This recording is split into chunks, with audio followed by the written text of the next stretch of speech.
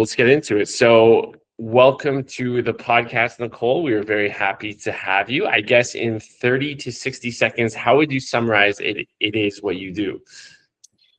So I own and operate 4 massage therapy clinics in Edmonton and Shore Park.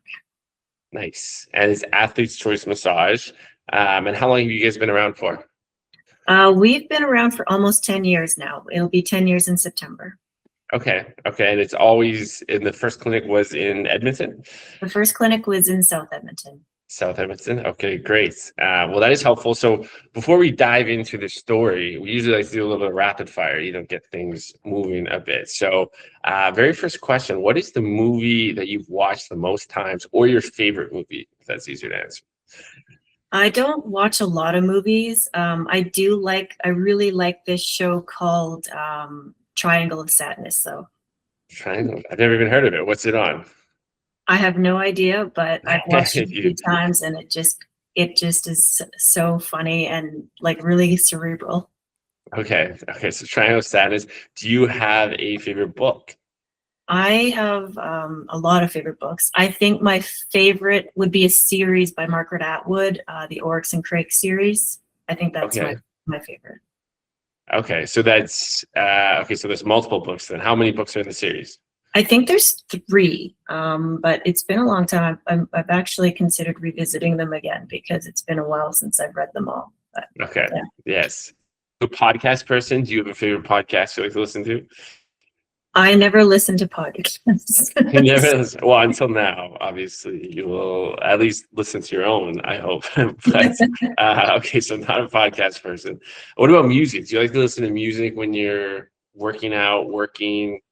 Yeah, I'm big on music. I kind of call myself a music snob. I like a lot of genres. I grew up listening to like a lot of like jazz and like, obviously disco. That was the era. A lot of old classic rock and stuff like that. A lot of like blues music. And then I kind of moved into hip hop, like olden days hip hop, not this new crap. And then, like I really like, house and jazz and Latin, and I almost anything other than country I listen to. So you're not even in it, because I used to always say the same, but then I sort of gotten sucked into country with like Zach Bryan and Morgan Wallen, like they sort of like in between country guys, but they haven't brought you in. No, I'm sticking to it. I just can't bring myself to do it. That's when you say you guys hip hop, like the good hip hop. So what do you like? Who do you consider like? Like I think the first artist I started listening to was like KRS-One and Boogie Down Productions. I really got into Public Enemy. Then I kind of went West Coast and kind of did some of that like NWA harder gangster stuff. But I really prefer like the more smooth jazzy stuff, like Tribe Called Quest, The Roots, Common, and then nowadays I listen to a lot of like Madlib, MF Doom, People Under the Stairs. That's kind of more interesting, undergroundy kind of stuff, I guess. Yeah. No, that's cool. This is inspiring me to listen to some MF Doom and I don't know. I feel like it's easy. I always forget about them, but that is very cool. So when you need to get stuff done for work, how do you lock in? Like, do you have a process? Music, meditate? What's kind of the vibe? I am like a pretty organized person. I like to set time aside, and then we use a lot of like systems and processes. So we use like a task management app that's called ClickUp, and I basically schedule in my tasks and just kind of dive in and go to it, and then I give myself time for whatever else in my life. So you actually like assigning like working blocks kind of things to specific tasks? Yeah. I really like to, like, Monday's a big work day. I get up super early. I do like meetings with my team members. And then I like just dive in to, whatever the business needs. And then throughout the week, I kind of schedule. I also like to, play sports and stuff like that. So I need to make sure that I have time set aside for those things. I think that that's really important. And there's been times where I've fallen off of that track, and then, I suffer because of it, like mentally, physically, things kind of fall apart. So, and when you're like for the scheduling of tasks, do you do it like Sunday night and that sets you up for the week? Are you constantly like adjusting your schedule? What's kind of that like? Yeah, I mean, a lot of things are recurring, so they just kind of loop through. So every Monday I do reconciliation or something like that. And then there's like the things that come up. So like maybe there's interviews and stuff like that. So I'll set aside blocks in my week for those things, and then I just plan to be there. Nice, that's cool. So what do you do to lock out when you're like no more work? You mentioned sports. I'm big on sports. I particularly like contact sports, but my body doesn't really like that as much anymore. So what contact sports? I played rugby, and then I played roller derby. Oh wow! So you're really at like the top of the contests. Yeah.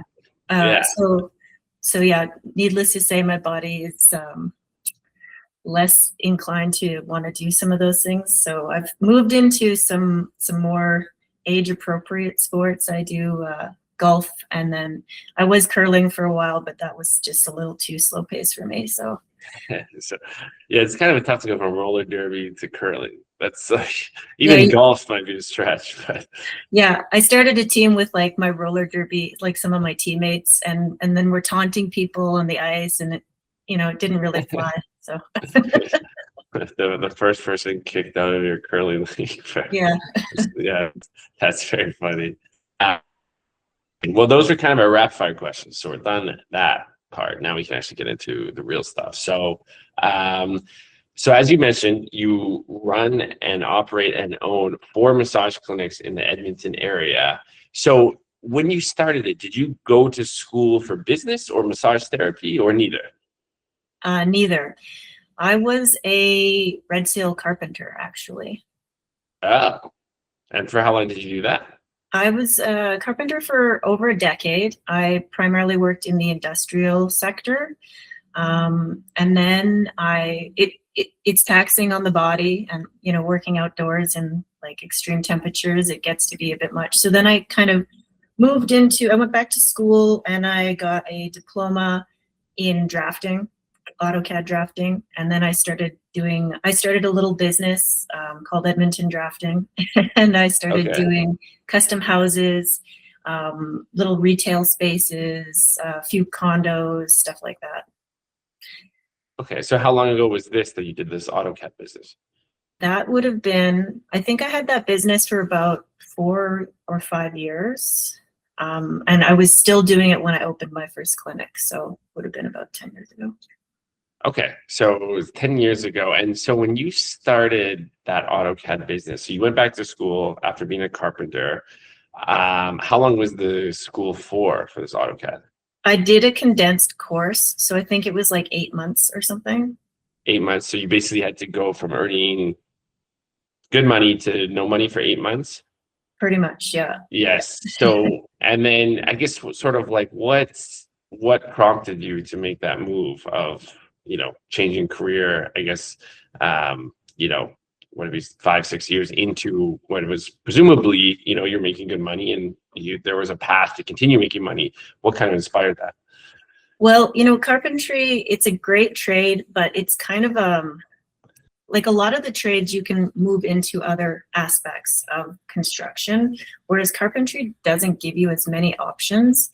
So you're pretty much always on the tools. Like you might become foreman or general foreman, so you're kind of in the office a bit, but really you're always kind of out on site, clamoring around, doing a lot of heavy lifting, So I think I just didn't see that as a 50 or 60-year-old person.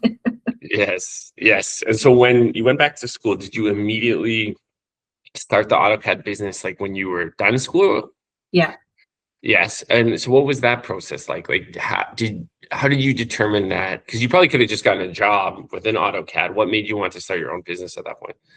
So I have a husband who is quite a true entrepreneur. And so he kind of was like, yeah, you could do this, but really like the intention with me going to school was to start a business with my construction knowledge. And then, these extra skills, it was kind of a no-brainer to just kind of move in. And was it successful right off the bat? It was slow to start. Obviously, you have to get your name out there. And then once I started to get a few contracts, then obviously my name was spread around, and then I became pretty busy to the point where I had to start outsourcing some of my work. So. And how did you get your first customer? My first customer was me. I designed my home. Okay. So I was the test subject. So we did our house, and then we built our house. So we went through the process of permitting and the actual construction process. And then, I just put stuff online, built a website, and just started to spread it around. And yeah. So you were just kind of sharing the website within industry contacts you knew? Yeah. Gotcha. Okay. And then that was sort of where you got your initial traction. And then from there, it sounds like it was kind of like word of mouth once you got your first contracts. Yeah. We didn't do a lot of marketing for that business, really. Okay. So you're running the AutoCAD business, and it sounds like that was your first foray into entrepreneurship. And it sounds like you started to get traction, so much so to the point that you had to, contract it out to other people. So I guess, where does the massage clinics fit in? Because it sounds like you wanted to leave carpentry because you didn't see it as a long-term career. Now you sort of have this office job where you are getting business. I guess I'm just curious of what was the step towards, massage therapy.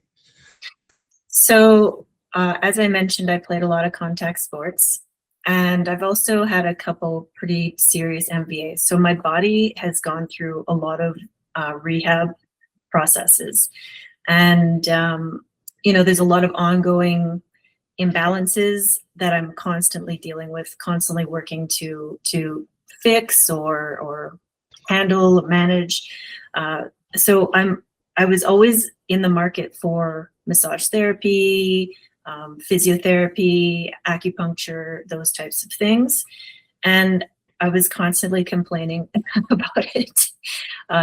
Finding a therapist that's consistent, finding a therapist that actually cares about me getting back to, playing my sports or working in the field or whatever the case may have been at the time. And then also dealing with like really janky booking systems, call and leave a message and then someone calls you back, maybe. Like usually with my body, I would leave things to the point of where I'm barely getting out of bed and I need treatment immediately. Yeah. So those systems didn't work for me, and I think my husband just got sick of me complaining and was like, "Do something about it." So you basically scratched your own itch then. Yeah. Yes. Okay. So what was, I guess, the chain of events then after you made the decision to go into it? So you're running your business. By this point, you are not a trained massage therapist. So this isn't something where like you can start as a, solopreneur kind of thing. So how did you actually start the business then after you made the decision to go forward with the idea? So I had, in my early 20s, I had worked for about 5 years as a medical receptionist. So I had a bit of experience in like a clinic setting.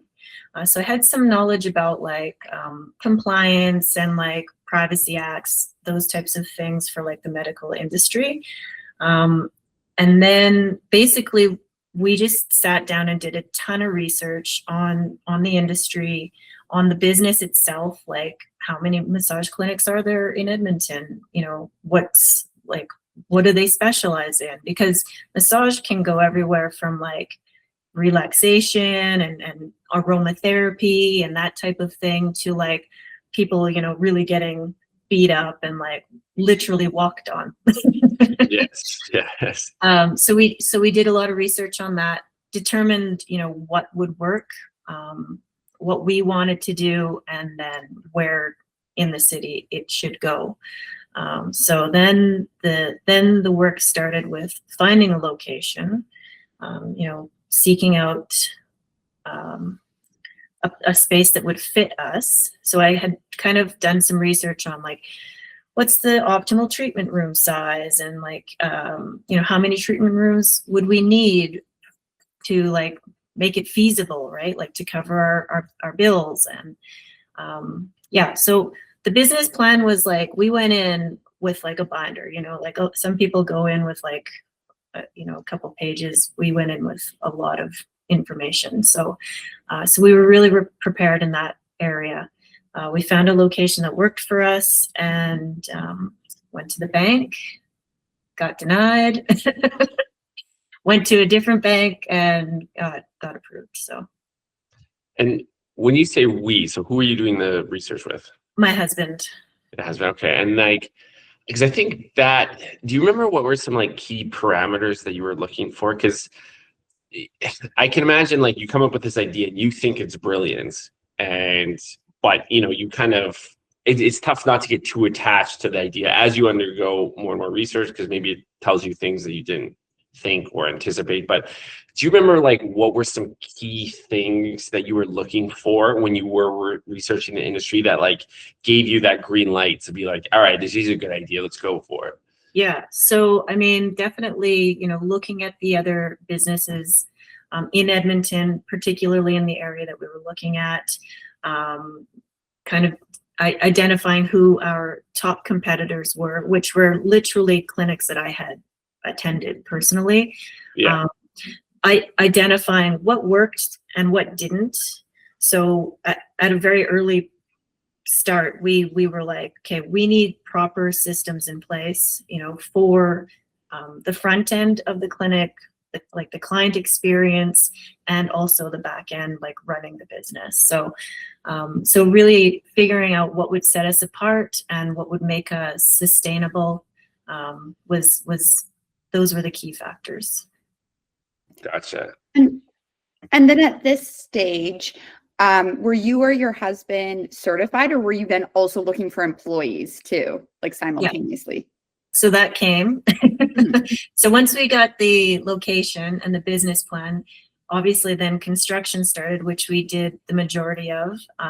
We did hire some framers to come and help, and some drywallers, but we did a lot of the work ourselves.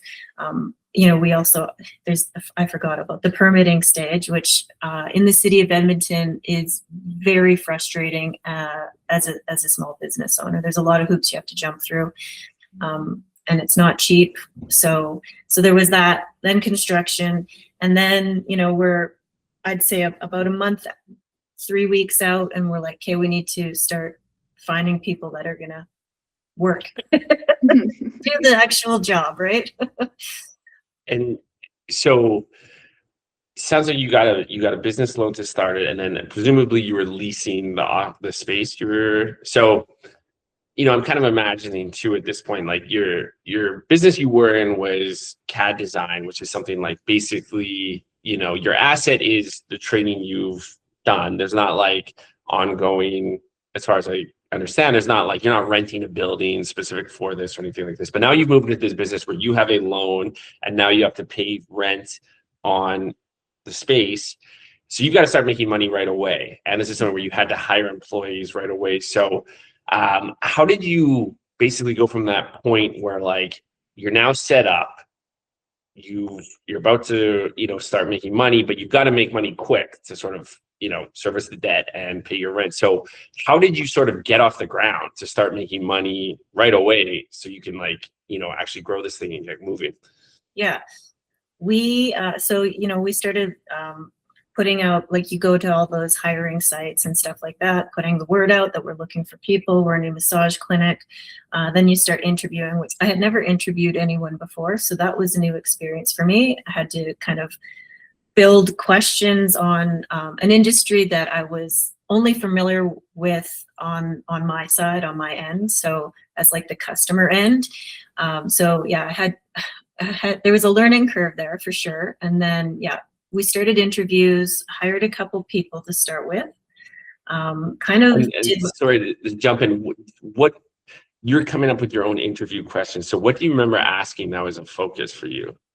You know, I don't remember. I think it was really general and basic. Like at that point I was looking for a good worker more than so somebody that was going to be reliable more than anything. Obviously now, I mean, in the last year, in fact, like I've redone my interview questions like probably 3 times. Like it's constantly evolving. How do you identify like the person that's going to fit your company the best? So that has like the same kind of philosophy that we have at our clinic. So I can imagine if you're interviewing, you know, do you get like a free massage out of it? Because you'd be like, oh, you gotta massage me. That's the interview. Yeah, so we do that now. I didn't. Yes. And then I hired someone and she's like, it's weird that you never like asked me to do an assessment. And I was like, oh, really? Should I be doing that?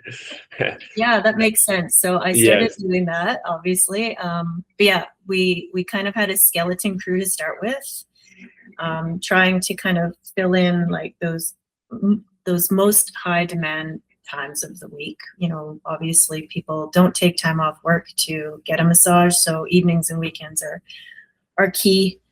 Yeah, and then it was just a matter of getting the word out and filling up their schedules and then continuing to hire. Yes. So, and when you say getting the word out, because like you can put the open sign, you know, on your front door, that doesn't mean people are gonna, you know, be banging down to get a massage. So what do you remember about that point in time? Like, how did you get your first customers? So my first customer was actually my cousin. She was also a teammate of mine. I had the benefit of like my whole roller derby league. So I had been talking about this venture for, you know, the months leading up.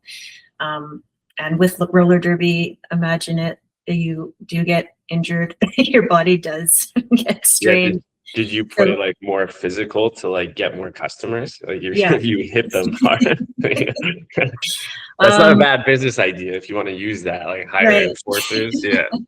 Yeah. We pamphleted, so went around the neighborhood, like the nearest neighborhood, and like handed out handbills. Started doing like social media, so like Facebook and Instagram posts. Started that actually like as we started construction, kind of like the build up to the opening date. And then, yeah, at the very beginning, honestly, I was relying on like friends, family members, and teammates. And that was kind of the bulk of my client base for the first few weeks. And then we started getting people, strangers, which was nice.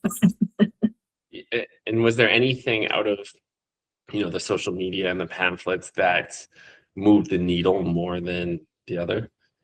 It's hard to say. And at that time, we weren't able to track as well as we can nowadays, particularly with the social media. You can see like click-through rates and stuff like that. So yeah, it was harder to say. Word of mouth, I think, was a big thing. And then our location, we were on Calgary Trail, so our signage was there. So we had, you know, thousands of cars driving by every day, seeing our signage. So it's hard to say what was the main motivator for people to book. Yeah. Aside from the people that we knew. Yes. No. So yeah, I guess it's probably a combination of everything. And that's another thing we've heard from guests before is that like when they start something, it's almost like the work you've been doing in your life up to that point in terms of like, you know, having a community and meeting other people. And then, you know, when you are just going to start something at the very beginning, you kind of are reliant, you know, on those people, you know, who you've built relationships with to kind of support you, you know, at the start, because it's hard to get anyone's attention, let alone like a new business or something like that. So that is definitely a trend that we have seen, that it's like, you know, you kind of have to have a community before you can start anything. It helps for sure. Like I say, you know, my roller derby league was a big benefit to the start of the business for sure. And I mean, we still see most of the clients that we did back then too, which is fantastic. But luckily we have a lot more. That's awesome. And in that phase, so I know you said with your business plan, like you had like a folder, like it seems like you guys did like a ton of research, were super well prepared. So like in that phase of like getting the business up and running, and then like those first few months, like I feel like no matter how prepared, there's probably always things that like kind of come up that like surprise you, maybe good or bad. So was there anything like in that phase that like you're like, wow, I did not see that coming? Again, could be good, could be bad.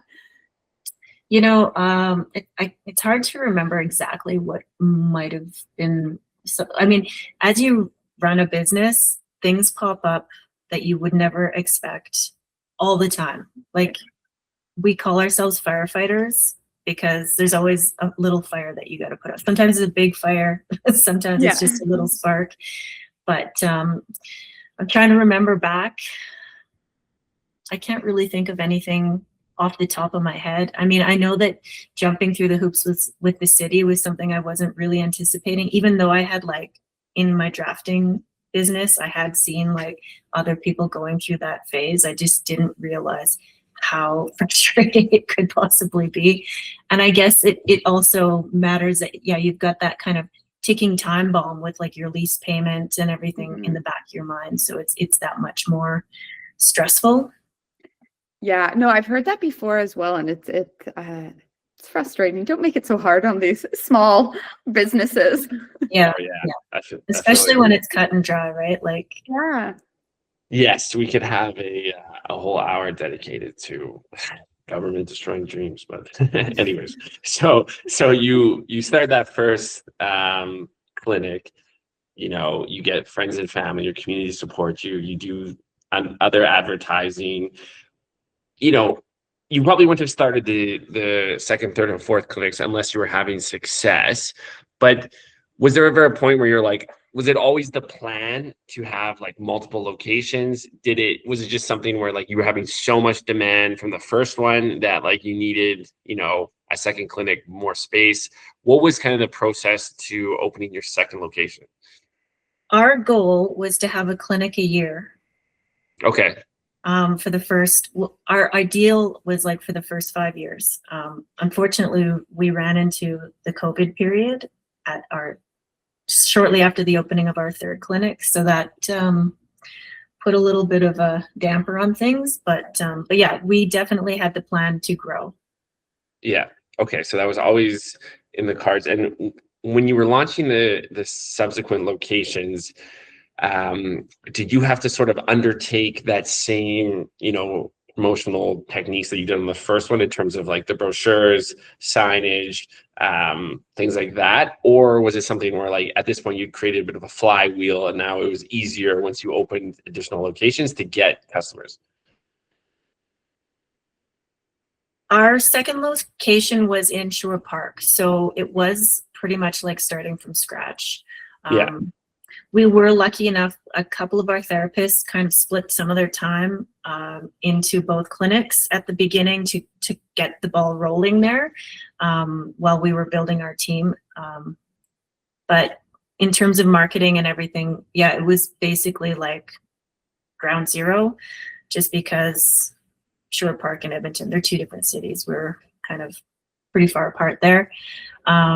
Yeah, so, you know, it's just a lot of time spent, you know, being there, being present, going around to like, I spent a lot of time going around to local businesses, talking to the owners, like gyms, other, you know, complementary businesses, I guess, where they would have the same clientele as us, and talking to the business owners and their staff and giving away discounts or things like that to just bring the people in and spread the word. And so that's a really interesting thing. So how do you go about that? So like, say you've identified a gym as being like, okay, these are fitness people. They're probably going to get massages. Do you just cold email like the gym owner, or like, would you walk right in and just sort of talk to the manager? What's the process for that? I find there's the most success going in and doing things face to face. I'm also a business owner. I get, you know, hundreds of emails every week, and if you don't recognize the name, you just assume it's some kind of spam or something. So me cold emailing, usually it's not super effective. So yeah, it's just feet on the pavement, going around identifying these businesses and talking to the people and kind of creating that relationship with them. Interesting. So I feel like even intuitively people know that that's probably the most effective way, but it's also probably hard. Like I even feel nervous thinking about walking into another. Like, was that ever hard for you to like go in and be like, can I talk to the manager? Here's my business. No. No? I'm You're roller derby. I'm an extrovert. I'm a type Yeah. A. So I don't really shy away from things like that. I've always kind of jumped right in. That's never been anything that's worried me. So we can't really ask you like tips to overcome anxiety of walking in. You're just like, no, just do it. Deep breaths. I don't know, just confidence, do right? Building your confidence. And, we have we see this in the clinic, new therapists coming in and they're shy and they're nervous. And I'm always like, I don't know, be confident in yourself. You've got the skills, know that about yourself. But saying it and actually doing it are two totally different things. So. Was there ever anything you did to build your own confidence to like? I think that growing up, I was always like pretty outgoing. Yeah.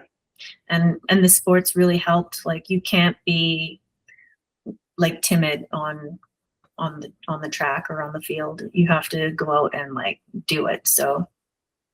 Yeah. So you just kind of carried that over. Yeah.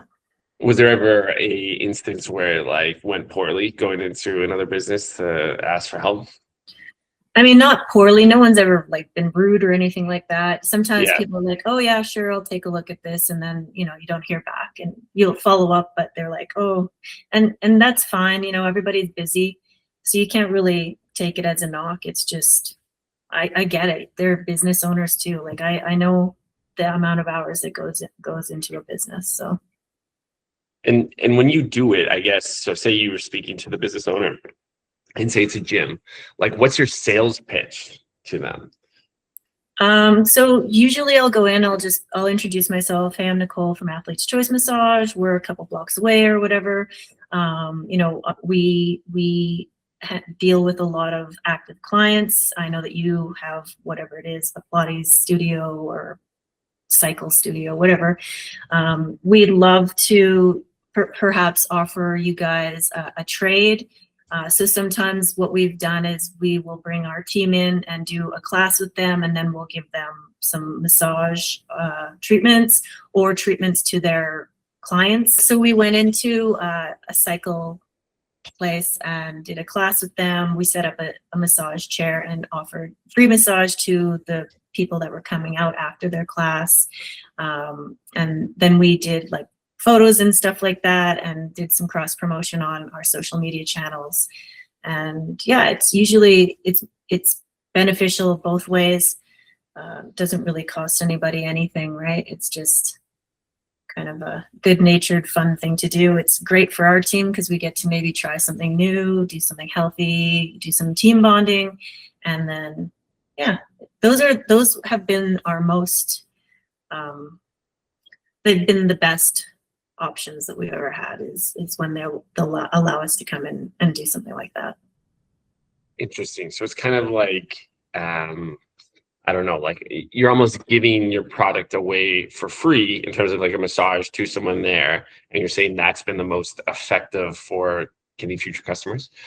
Yeah. Like, I mean, for us to set up a massage chair and do some massage, for like 20 minutes, it's not that big a deal. They're giving us a space in the class, and we get to do a free class. So it's not like we're taking space away from their other customers, and they're not taking space away from our clients. So there's no harm. Yeah. So I'm definitely getting the sense that kind of like if we want to call it the advertising approach for you has always been like just doing it all. Like it sounds like, you have the signs, you have brochures, you have social media, and you're going out and giving your product for free. Has that been something where like that was your marketing strategy, or it's just like, you know, you're a go-getter and like we just got to go spread the word? Yeah, you have to be a go-getter. I believe in that wholeheartedly. You can't just sit back on your laurels and expect people to come in. I think that, having these other local businesses that we can fall back on and they can fall back on us, those are optimal scenarios. But those don't fill your treatment rooms. They don't fill the week. So you have to look at all of the options out there. And our marketing strategies have changed constantly over the years. Definitely we're working always to improve. And, right now we're working with, we just brought on a social media girl that's going to help us out. So we'll see how that goes. Yes. And I guess what has been like a recent change that I guess you've done in your marketing strategy, or it could be recent, it could be like any point within the last 10 years, but something that like you, I guess, based on whether it's intuition or feedback, you made a change and it resulted in increased customers? So I think the biggest changes we've done have been maybe Google business ads. We've really optimized those. Yeah. And then recently, like I was managing all of our social media and it's just become like I don't have the time in the week. So yeah, bringing in someone that has more knowledge. Also, I'm not a social media person. Like I don't really spend much time on it. So I don't know what people are really looking at. So having an extra set of eyes and creativity in that field, that is something that we just brought in this past couple weeks. So I'm excited to see what she comes up with for us. Yes. I'm spent on ideas in that regard. Yes. I know at one point we had a conversation and you had mentioned that there is a pretty high level of burnout in terms of massage therapists where they do it for a few years and then for whatever reason, they leave the industry. So I guess, has that been, a challenge in your business? Because, I think everyone always says finding good people is a challenge, but it sounds like, in your industry specifically, finding people and keeping them is probably a big challenge. So I guess what sort of challenges that presented to your business? So attrition in massage is 80% within the first 3 years. Yeah, so very high. And that's a number of reasons. Some people go into the field. It's a 2-year course as opposed to like a 4-year, program. So it seems like it's a more attainable, quicker.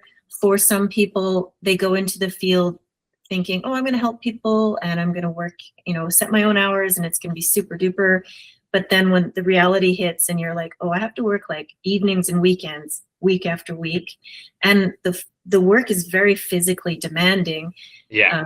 A lot of people realize that maybe it wasn't the right fit for them. Some people burn their bodies out early on, and that is just that comes with training and like proper body mechanics, because there are therapists that have been working in the field for 30 years that have no issues. So it really comes down to managing your body, how you're doing your treatments, and then of course, then there's just people that kind of bounce around. They're young and they're not sure where they want to be, so they kind of bounce around. So there's a lot of different factors, and those are just a few of them. Some people get pregnant or they move to another country or whatever, right? So, how to manage it? We're constantly hiring. We do work with the schools, the training facilities, so we try to develop our relationships and maintain our relationships with them. We do a lot of mentoring for student therapists. That's a big aspect for us. And then again, like just ongoing training. We do free in-house training to make sure that people are utilizing all of the tools that they can, so they're not necessarily taxing their body. The thumbs, the shoulder injuries are really big, wrist injuries are really big. So making sure that people are have other options. Yes. And when you say you're mentoring in the schools, so like I guess, what does that look like? Because I imagine that's probably a pretty good pipeline because you're going to meet, potential employees down the road. So how did you guys get involved with that? So we don't go to the schools. What we do is we bring students in for practicums and placements. Gotcha. Yeah. So we'll meet with the school reps regularly to see, if there's anything that we can do, or, what, anything changing, anything new happening in the field, any pain points that they're seeing. And then we try to kind of address those. And then, offering that hands-on mentorship, with our team is, I think, just, you can't put a price on it. Like when they're in the school, they have a school clinic, so they have a teacher observing them. But when they go out into the field, they're kind of on their own. And, you're like, I don't know what to do. Yes. So having a team around you with people that are nurturing and want to help and want to train and give you those practical skills or customer service skills even, right? It's goes a long way. Yes. So, you've been an entrepreneur in a business that, perhaps had lower barriers to entry in the AutoCAD, where you effectively can work, out of your house, and your knowledge is your asset. And then you've also, now you've run a business where there are higher barriers to entry. You have to have a space, you have to hire trained employees and things like that. I guess now that you've done both and you kind of look at it, is there one business that anything, I guess the best way to phrase it would be is there one thing that surprised you about running one versus the other? Is there one if you could go back and tell yourself something before starting either? I'm just kind of curious because you've sort of done it both in almost two very different businesses from that standpoint.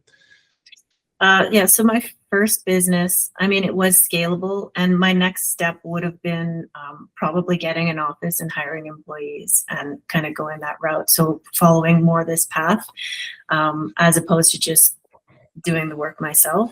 And doing the work yourself is great if you want to be in the office and doing it every day. But I like to have some more flexibility in that I, maybe work abroad for a couple weeks, I'm always working, but if I'm not, if I don't have to be hands-on in the space, obviously it's nice to not be. Yes. And is there, do you, and then, you went through the stress of we talked about where you have the bank loan, you have the rent, and you've got to make money right away. And that sort of is a bit of a moat, I guess, to new competitors coming up. Would you say that now that you look back on it, it's worth it? You're glad you took the approach of starting a business that is harder to set up, but as you said, it might provide you with a little bit more flexibility down the road? Yeah, I enjoy the business. I like the people. I like knowing that we're offering something that I personally would seek out. And yeah, I've, I said that, it's nice to be able to step away and have flexibility and be away, but I've always been very hands-on. I still make a point of meeting with every team member on a regular basis just to kind of have a one-on-one. So I guess I enjoy people. Yes. And this is a good industry for that. That ultimately, you're helping people get through things that I went through personally, injury recovery, ongoing rehab, and getting people back to where they want to be. And then also, offering different paths for my team, giving them opportunities to excel in their career and maybe go beyond. And I know you're mentioning about kind of that flexibility of, like you said, wanting to be able to work from abroad. So call it flexibility or maybe even work-life balance. How did that evolve? Because again, I'm imagining when you're starting up, like you said, you were doing the building, a lot of that. So that's very intensive. So I imagine, yeah, just like what was that journey to like now you're saying like you like to go to Mexico a few times a year. So like what was that journey like? So the biggest thing, I mean, obviously when you start a business, you need to be there. And I would say 2+ years minimum, you really need to put your time and effort there. You need to be the face, and whether it's for your team or for your clients or whatever, depending on the industry. So doing something like that at the beginning, I don't think is an option. At least it wasn't for me. But as the company has grown, the biggest focus has really been putting in these systems so that, like I said, I load up my schedule for the week, and I do my work, and I set my time aside so that I can go do what I want to do. Yeah. One question we always like to ask people who have taken a chance, built something, if you were talking to someone who, similar to you, maybe had a business idea, you were saying you couldn't find a good massage therapist, and that was sort of, I guess, the inception of the idea. But what advice would you give to someone who maybe has a loose idea of a business that they think they could start, but they don't really know, where to begin? What would you kind of say to that person? Start researching about the businesses in the area. So Yeah. like I don't know, if you're maybe you're an ice cream person. You want your artisanal ice creams or something like that. Start looking around you to see, are there other people doing it? What are they doing? Are there not other people? Is this definitely something that we want to have? Why not, right? Just kind of doing those types of field research, I guess, is the best way to call it. Yes. And was there, because that level of research, that makes sense. Is it an oversaturated market? Like, I always think, a coffee shop, like there's always going to be a million coffee shops wherever you are. I should say always, but oftentimes the case. How did you get a sense for like the profitability of a business? Because it's one thing to be like, there's no competitors, but maybe there's no competitors because it's, a really tough industry. Is that research that you were able to get a sense from talking to other people? Did you build out your own like financial model? How did you do that? Yeah, you have to build a model. So you have to look at what could you sell your ice cream for, right? Yeah. If there's another ice cream shop, what are they selling for? Okay, now how much is it going to cost you to make that ice cream? What's your staff going to look like? What kind of facility are you going to need? So start putting those numbers in place to really see, is this worthwhile? Does it work? And if not, maybe could you tweak it? But that would be, those are definitely your starting points for sure when you're doing your business research. And do you remember if there was a point where like you were like, I've got enough green lights to let's do it? Like, how do you get to that point where you're like, I've done enough research, let's execute now? Do you remember what that was like? It's a leap of faith, right? Yeah. It's just like, okay, I've done my due diligence. The numbers make sense. There's a need, and I'm going to go for it. Yeah. And that's sort of just, you kind of talked about the confidence, but you kind of just got to have faith in yourself and take that leap. Yeah. It's scary. Yeah. It's scary to start a business. I've always had the benefit of having my partner alongside me. So that's been huge. Some people do it on their own, and I give them mad props because that's great. Good for you. Like, I hope having a support system is really important. So was there ever a moment like after you started it and made the choice to go for it that like you were like, I want to go back, like what am I doing? Sometimes, yeah. Sometimes like as a business owner, you are always kind of on call. Our clinics are open 7 days a week. So there's always the possibility that something's going to happen. So you're always kind of on, and that can definitely get to you. Even when you're on holiday, you are always on. You're always technically working. Even if you're only, checking emails for the day, there's always that possibility, that kind of nagging feeling that something's going to happen, that you need to jump. So that can definitely wear on you, and that has been a thing for me at times. But again, putting those processes in place and like, okay, you know, something does happen. How do we avoid that in the future? How would we manage this better in the future so that that isn't going to be in the back of my mind? This is going to happen again, sort of thing. And is there something you tell yourself like during those moments of, you know, unsureness that helps keep you going? Just, you know, deep breaths, meditation. Yeah, Go to yoga. Go to yoga. Yeah. Yeah, and then look forward to your next time away where you can, like, you know, sit on a beach and stare into space and not think about it. Turn your phone off. Yes. Well, lastly, we want to give people a chance to, you know, learn more about your business and find you. So where is the best place to learn more about Athlete's Choice Massage? Our website is athleteschoicemassage.ca. We are also on Instagram, Twitter, Facebook, what the TikTok. Oh yeah. We're on all the things. So yeah, you can find us there at Athlete's Choice Massage. We're all over the place. Amazing. Well, this has been really informative. Thank you so much for the time, Nicole. It was great to learn more about your story, and we've always appreciated the support you've given to Make-A-Wish and the Hope Run show. It's always been a pleasure, you know, dealing with you, and it was really fun to learn more about Athlete's Choice. Thank you so much.